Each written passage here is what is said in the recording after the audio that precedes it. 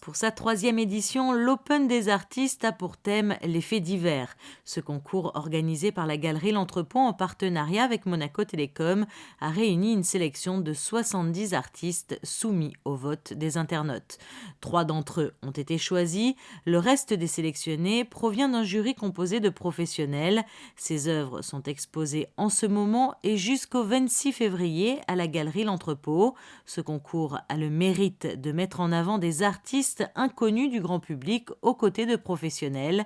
Pour certains, cela peut être le départ d'une carrière. Tous les artistes ont une grande visibilité à la galerie durant les 15 jours d'exposition du 15 au 30 janvier, qui a eu une visibilité donc internationale, comme je vous le disais, par rapport au site internet.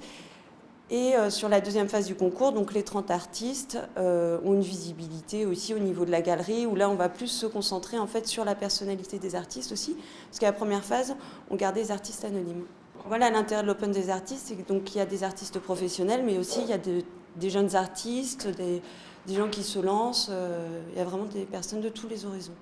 L'exposition vaut le détour, les œuvres sont étonnantes de créativité. Certaines font référence à des faits divers qui ont marqué l'année 2012, comme cette chemise qui renvoie à l'affaire DSK qui avait défrayé la chronique, ou ce tableau sur lequel on peut voir les Pussy Riots menottés. Ce groupe de punk féminin avait été emprisonné en Russie pour avoir contesté le régime de Poutine.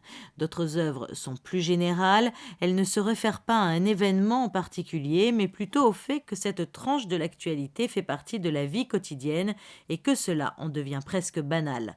Le gagnant du prix de l'Open aura le privilège de voir son œuvre faire la couverture des pages jaunes ainsi que d'être exposé à la galerie L'Entrepôt. Le prix du public sera sur les pages blanches et le prix Monaco Télécom, qui cette année récompensera la meilleure photo, figurera sur l'annuaire Collector.